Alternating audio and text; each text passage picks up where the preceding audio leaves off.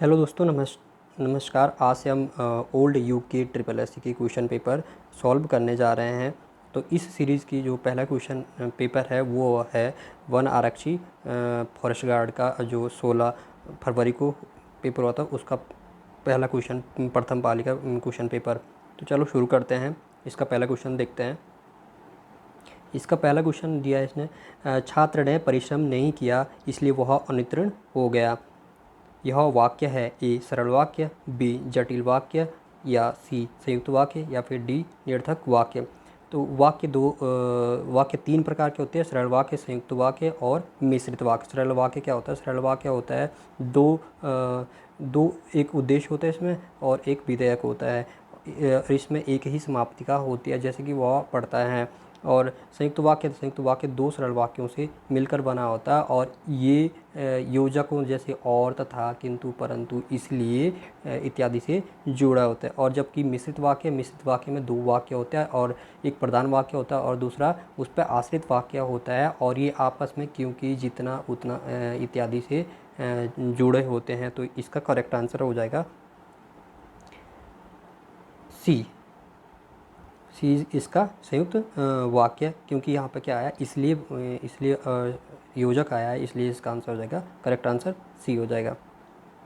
Next question है, अंडमान निकोबार में शासन और शिक्षा की भाषा है ए बंगाली, बी निकोबारी, सी हिंदी और डी अंडमानी। तो अंडमान निकोबार में ऑफिशियल लैंग्वेज, अंडमान निकोबार की ऑफिशियल लैंग्वेज हिंदी है और सेकंड ऑफिशियल लैंग्वेज वहाँ इंग्लिश है, और सबसे ज़्यादा बोली जाने वाली लैंग्वेज वहाँ पे बंगाली है। तो चलो थोड़ा अंडमान निकोबार के बारे में बात करते हैं। अंडमान निकोबार बे ऑफ बंगाल में, मतलब बंगाल की खाड़ी में, और इसकी राजधानी पोर्ट ब्लेयर है। और ये 572 छोटे बड़े द्वीपों से मिलकर बना है, जिसमें से कुछ ही द्वीपों पर लोग रहते हैं। और भारत का जो साउथ पॉइंट है, दक्षिणतम बिंदु इंदिरा पॉइंट भी निकोबार द्वीप के एक गांव में ही स्थित है। चलो नेक्स्ट क्वेश्चन देखते हैं। इसका नेक्स्ट क्वेश्चन है, बर्तन की दृष्टि से शुद्ध शब्द है। बर्तन की दृष्टि से शुद्ध शब्द है उज्ज्वल को बोला। तो उज्ज्वल किस तरह से लिखा जाता है? उज्ज्वल, इसका करेक्ट आंसर हो जाएगा सी, उज्ज्वल इस तरह से लिखा जाता है। नेक्स्ट क्वेश्चन है, अर्ध सरकारी पत्र के प्रेषक का नाम एवं नाम का पदनाम होता है ए बाईं ओर अंत में, बी दाईं ओर अंत में, सी बाईं ओर शीर्ष पर, या डी दाईं ओर शीर्ष पर। तो अर्ध सरकारी पत्र में जो नाम और पदनाम होता है वो लेफ्ट साइड पे होता है, बाईं ओर शीर्ष पर, लेफ्ट साइड पे और टॉप मोस्ट पे, मतलब बाईं ओर शीर्ष पर। चलो नेक्स्ट क्वेश्चन है। नेक्स्ट क्वेश्चन इसने बोला, ईमेल किस जनसंचार माध्यम के अंतर्गत आता है? ए श्रव्य माध्यम के अंतर्गत, बी मुद्रण माध्यम के अंतर्गत, सी परंपरागत माध्यम के और अंतर्गत, डी आधुनिक दृश्य माध्यम के अंतर्गत। तो ईमेल आधुनिक दृश्य माध्यम के अंतर्गत आता है। चलो नेक्स्ट क्वेश्चन करते हैं। नेक्स्ट क्वेश्चन है, संबंधवाचक संज्ञा विशेषण का उदाहरण है ए मौसेरा भाई, बी तीन शेर, सी मीठा फल और डी कड़वी बात है। तो संबंध संज्ञा विशेषण का उदाहरण इसमें क्या हो जाएगा? करेक्ट आंसर इसका मौसेरा भाई। और तीन शेर परिमाण बोधक हो जाएगा, और परिमाण बोधक क्रिया विशेषण होगा। मीठा फल और कड़वी बात ये दोनों ही गुणवाचक विशेषण हो जाएंगे। चलो नेक्स्ट क्वेश्चन है। नेक्स्ट क्वेश्चन देखते हैं। नेक्स्ट क्वेश्चन लिखा हुआ इसने, जो शब्द लिंग वचन तथा काल के अनुसार नहीं बदलते उन्हें कहते हैं, जो शब्द लिंग वचन तथा काल के अनुसार नहीं बदलते उन्हें कहते हैं अविकारी शब्द। तो इसका करेक्ट आंसर क्या हो जाएगा? बी अविकारी शब्द। और जिनमें लिंग वचन तथा काल के अनुसार परिवर्तन आता है उन्हें विकारी शब्द कहते हैं। और रूढ़ शब्द क्या होते हैं? रूढ़ शब्द वो शब्द होते हैं जिनमें प्रत्यय नहीं होता है और उपसर्ग नहीं होता है, इनमें कोई संधि नहीं होती है, मतलब इनको तोड़ नहीं सकते हैं, तो उन्हें रूढ़ शब्द कहते हैं। उस प्रकार योग रूढ़ शब्द वो शब्द होते हैं जिनमें प्रत्यय होता है, उपसर्ग होता है और जिनकी संधि विच्छेद किया जा सकता है। लेकिन ये योग रूढ़ शब्द यौगिक शब्द ही होते हैं और ये तीसरे की ओर इंगित करते हैं, किसी तीसरे की ओर इशारा करते हैं। जैसे पीत धन अंबर, पीताम्बर पीतधन अंबर पीतांबर, और पीतांबर कहा जाता है भगवान विष्णु को। तो ये पीतांबर योग रूढ़ शब्द हो गए। योग रूढ़ शब्द क्या होगा, तीसरे की ओर इंडिकेट करते हैं। आई होप आपको ये समझ में आया होगा। चलो नेक्स्ट क्वेश्चन है, नेक्स्ट क्वेश्चन देखते हैं। नेक्स्ट क्वेश्चन लिखा कुशधन आसन में संधि है। ए दीर्घ संधि, बी गुण संधि, सी वृद्धि संधि और डी यण संधि। तो कुशधन आसन बराबर होता है कुशासन, और कुशासन में संधि होगी दीर्घ संधि। दीर्घ संधि का करेक्ट आंसर होगा। नेक्स्ट क्वेश्चन देखते हैं। नेक्स्ट क्वेश्चन है इसका नीलिमा शब्द में प्रयुक्त प्रत्यय है। ए ईमा, बी लीमा, सी नी या डी माँ। तो इसका करेक्ट आंसर पहला हो जाएगा ईमा। नीलिमा का पहला जिसका करेक्ट नीलिमा शब्द में प्रयुक्त जो प्रत्यय है वो ईमा हो जाएगा। इसका करेक्ट आंसर पहला होगा। नेक्स्ट क्वेश्चन देखते हैं। नेक्स्ट क्वेश्चन है पूर्ववर्ती का विपरीतार्थक शब्द है। पूर्ववर्ती का विपरीत शब्द है। ए पश्चिमवर्ती, बी दक्षिणवर्ती, सी परवर्ती। उपयुक्त में से कोई नहीं।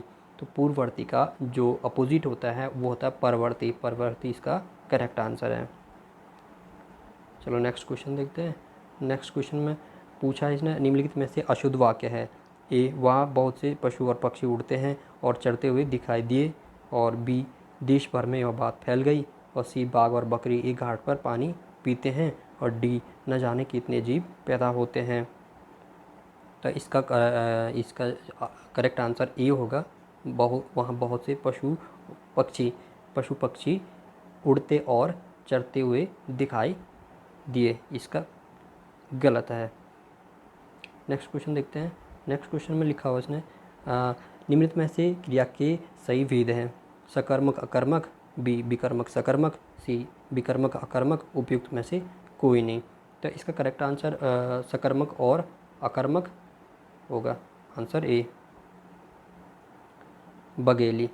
क्वेश्चन थर्ड है बघेली किस उपभाषा की बोली है। ए पूर्वी हिंदी की, बी पश्चिमी हिंदी की, सी राजस्थानी की और डी बिहारी की। तो बघेली बघेलखंड में बोली जाती है, और बघेलखंड यूपी, एमपी और छत्तीसगढ़ में आता है, और ये क्षेत्र आता है पूर्वी हिंदी का क्षेत्र आता है। तो इसकी बघेली की उपभाषा होगी पूर्वी हिंदी की। नेक्स्ट क्वेश्चन देखते हैं। नेक्स्ट क्वेश्चन लिखा हुआ घोड़े का पर्यायवाची शब्द है। तो घोड़े का पर्यायवाची शब्द क्या होगा, है तमाल, जम्बुक या वायस। घोड़े का पर्यायवाची शब्द होगा है। इसका करेक्ट आंसर है होगा बी। नेक्स्ट क्वेश्चन है पासपोर्ट को हिंदी में कहते हैं। तो पासपोर्ट को हिंदी में क्या कहते हैं। ए हवाई पत्र, बी निर्यातक पत्र, सी पारपत्र या डी प्रेषण पत्र। तो इसका करेक्ट आंसर हो जाएगा सी। पासपोर्ट को हिंदी में पारपत्र कहते हैं। नेक्स्ट क्वेश्चन है सूर्यकांत त्रिपाठी निराला ने निम्न में से किस पत्रिका का संपादन किया है। ए मतवाला, बी सरस्वती, सी कल्पना और डी प्रतीक। तो सूर्यकांत त्रिपाठी ने दो पत्रिकाओं को समन्वय और मतवाला का क्या किया था, संपादन किया था। तो इसका आंसर हो जाएगा ए। करेक्ट आंसर मतवाला। नेक्स्ट क्वेश्चन है। नेक्स्ट क्वेश्चन लिखा किसी भी विचाराधीन पत्र अथवा प्रकरण को निपटाने के लिए उस पर राय, मंतव्य अथवा आदेश निर्देश दिया जाता है को कहते हैं ए निविदा, बी टिप्पण, सी विज्ञप्ति या डी प्रतिवेदन। तो किसी भी विचाराधीन पत्र अथवा प्रकरण को निपटाने के लिए उस पर राय, मंतव्य, आदेश निर्देश अगर मांगा जाता है या दिया जाता है तो उसे कहते हैं टिप्पण। उसे टिप्पण कहते हैं। नेक्स्ट क्वेश्चन है। नेक्स्ट क्वेश्चन लिखा हुआ निम्न में से दंतोष ध्वनियाँ हैं। ए यौर, बी लव और सी व फ और डी व फ। तो दंतोष ध्वनियाँ इसमें होती है व और फ। चलो नेक्स्ट क्वेश्चन देखते हैं। नेक्स्ट क्वेश्चन इस लिखा मनोहर श्याम जोशी की सिल्वर वेडिंग का मुख्य पात्र है। ए वंशीधर, बी भूषण, सी दत्ता जी राव और डी यशोधर बाबू। मनोहर श्याम जोशी की सिल्वर वेडिंग की एक बहुत बड़ी कहानी है जिसमें दिखाया गया कि लोग कैसे मॉडर्नाइज हो रहे हैं, मॉडर्न भाषा, मॉडर्न समाज को कैसे अपना रहे हैं। तो इसमें जो मुख्य किरदार में है वह है यशोधर बाबू। यशोधर बाबू की दो कहानियाँ हैं इसमें, दो पार्ट में कहानियाँ लिखी गई है। नेक्स्ट क्वेश्चन हमारा नेक्स्ट क्वेश्चन लिखा है स्रोत भाषा में व्यक्त विचारों को लक्ष्य भाषा में अभिव्यक्त करने की प्रक्रिया को कहते हैं। ए संक्षेपण, बी पल्लवन और सी प्रेषण या डी अनुवाद। स्रोत भाषा में व्यक्त विचारों को लक्ष्य भाषा में अभिव्यक्त करने की प्रक्रिया को अनुवाद कहते हैं। तो इसका आंसर डी हो जाएगा। नेक्स्ट क्वेश्चन देखते हैं। नेक्स्ट क्वेश्चन लिखा है इसने यूनेस्को द्वारा फूलों की घाटी की को विश्व धरोहर घोषित किया गया। यूनेस्को द्वारा फूलों की घाटी को विश्व धरोहर घोषित किया गया। ए 2004 में, बी 2005 में, सी 2006 में या डी 2007 में। तो इसका करेक्ट आंसर 2005 हो जाएगा। फूलों की घाटी कहाँ है? फूलों की घाटी है चमोली में और इसकी फ्रैंक इस्माइल ने 1931 में इसकी खोज करी थी और 1982 में इसे नेशनल पार्क घोषित किया गया था और 2005 में इसको यूनेस्को द्वारा विश्व धरोहर घोषित किया गया। नेक्स्ट क्वेश्चन है दी गई आकृति में कितनी वर्ग है? तो दी गई आकृति में वर्ग अगर हम काउंट करेंगे तो हमको टाइम लग जाता है। इसके लिए एक शॉर्ट ट्रिक होती है जो मैं आपको बताऊंगा। अगर रो और कॉलम बराबर हो तो यहाँ पर रो और कॉलम 1, 2 और 3 एंड 4, 1, 2 एंड 3 एंड 4, ये 4/4 का है, 4/4 का है। इसमें एक शॉर्ट ट्रिक तो है कि इसको पहले काउंट कर लो 1, 2, 2, 3 और 4। यह 4/4 का, तो 1 का स्क्वायर, 2 का स्क्वायर, 3 का स्क्वायर और 4 का स्क्वायर निकालो और फिर इनको ऐड कर दो। 1 का स्क्वायर 1 होता है, 2 का स्क्वायर 4 होता है और 3 का स्क्वायर होता है 9 और 4 का स्क्वायर होता है 16। तो 10 हो जाएगा और 16 मतलब 30। इसका करेक्ट आंसर कितना हो जाएगा? 30। तो इसमें कितने होंगे? इसमें को 30। इसके जो आंसर होंगे वो 30 होगा। इसमें 30 is the correct answer. Next question देखते हैं। नेक्स्ट क्वेश्चन लिखा है इसने चांगलेश की प्रशस्ति प्राप्त हुई। ए तालेश्वर से, बी लाखा मंडल से, सी बाड़ाहाट से या उपयुक्त में से कोई नहीं। जो चांगलेश की प्रशस्ति प्राप्त हुई है लाखा मंडल से 5वीं सदी के चांगलेश वंश के 7 राजाओं का वर्णन मिलता है इसमें चांगलेश की प्रशस्ति में। नेक्स्ट क्वेश्चन देखते हैं। नेक्स्ट क्वेश्चन लिखा उसने रमेश और मोहन बैडमिंटन खेलते हैं और रमेश तथा प्रमोद टेनिस खेलते हैं और रमेश तथा राम शतरंज खेलते हैं। कौन शतरंज तथा बैडमिंटन खेलता है परंतु टेनिस नहीं खेलता है? ठीक है, इसको हम ऐसे सॉल्व करेंगे। राम, महेश और मोहन को MH लिख दो, बैडमिंटन खेलते हैं। और उससे से महेश को हमने M से लिखा था और रमेश को RM लिख दो। रमेश तथा प्रमोद टेनिस खेलते हैं, ये टेनिस खेलते हैं। महेश, रमेश तथा राम और फिर महेश, रमेश और प्लस राम, ये तीनों क्या खेलते हैं? शतरंज खेलते हैं। शतरंज मतलब चेस खेलते हैं। तो कौन शतरंज और बैडमिंटन खेलता है परंतु टेनिस नहीं खेलता है? बैडमिंटन और शतरंज तो खेलता है, तो राम यहाँ पे है। राम बैडमिंटन और चेस दोनों खेल रहा है लेकिन टेनिस नहीं खेलता है। तो इसका करेक्ट आंसर हो जाएगा राम।